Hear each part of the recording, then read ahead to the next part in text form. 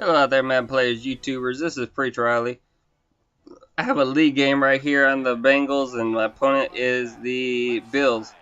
I'd like to read to you the rules of the league here. There's going to be a question of the rules later on in the game, and so I'd like to read the rules to you.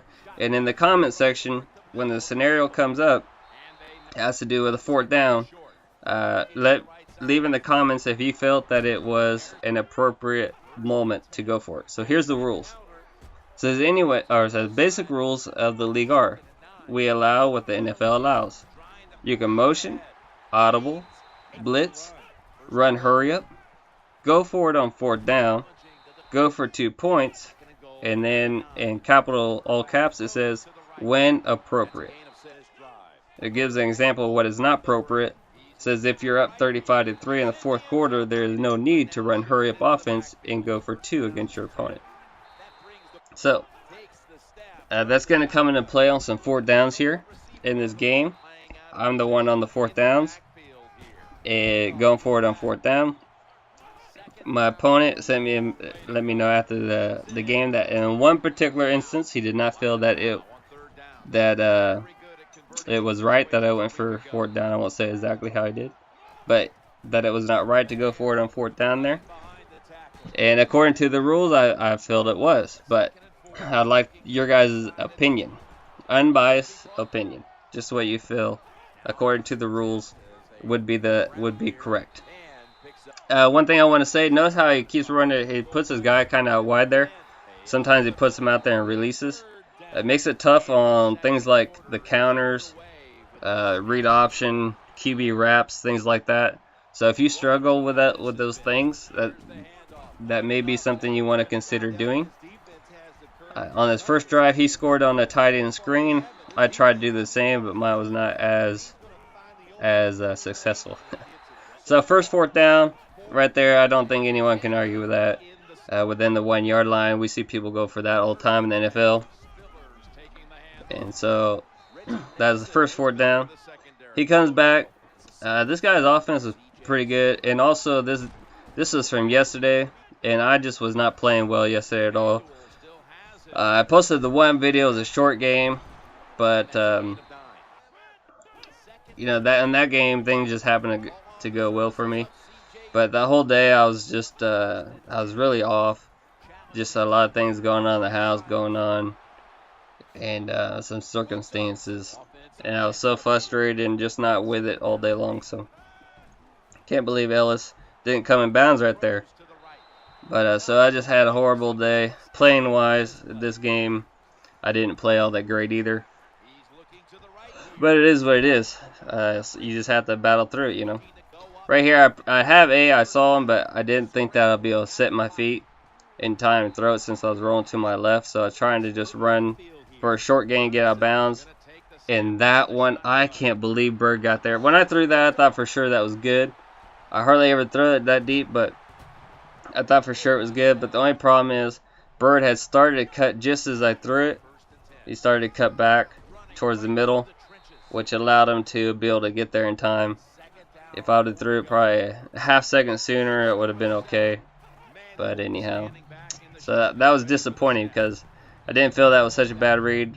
But looking on replay, I saw that he started to cut back just as I threw it, or just before I started throwing it. So it is what it is. I anticipated that route. I just didn't get there in time. That's a problem I have. I try to hover close to a route if I think they're going to throw it, but then I don't react in time. So we really don't have much time. I have to get a score before half.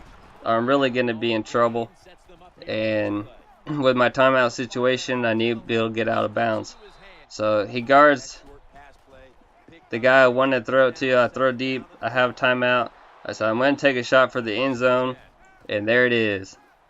Nice. So we get a score. As long as we can keep him from getting a quick score right here, we have an opportunity to be able to tie it. I knew he was going there. I just didn't get there in time. We have an opportunity to tie it when we come out in the second half. So that's what we're going to do. We send a little heat right there, finish out the half. So pretty tough situation to score, and from when he was starting with that time. So So here we go. I'm surprised Johnson didn't fumble. You know, the Bengals are kind of letting me down in this league. I'm 5-1 at the moment, and I saw him there, but I didn't care. Gresham, the big body, I was pretty confident in his position. So, but the Bengals are really letting me down. I think I have about 3 fumbles in 6 games, and that's just nuts. I mean, with all their hit power, and I had all 3 of my linebackers have big hit and have over 90 hit power. You know, 2 people in the backfield have, you know, 85. One of them has 85. One of them has 86 hit power, and they have the big hit quality to them. And I'm just not getting fumbles, and I don't understand that. So they're really letting me down. They need to get me more fumbles, but it is what it is. He comes out again.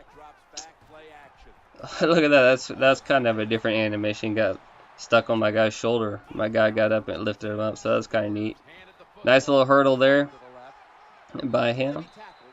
And man, these Bills are tough. I knew this was gonna be a tough game. He had 1 loss going in. I had 1 loss going in. But he had a couple of the people that he'd beaten. And I knew did you see me trying to run over there? My goodness, that just killed me. I wasn't able to get there in time. I was trying to bait him into that. I don't do very good when I'm hovering close, so I figured I started back a little bit further. And I was just going to try to run across the screen and pick it off. Again, just a step behind. So here we go. 3rd and 5. My guy had a guy open. Quarterback throws it off the back of my running back helmet. So this is what I went for. This is what he doesn't agree with. But this is my thinking. With the time that's left, it's so easy to kill clock. If I punt that, the game's over.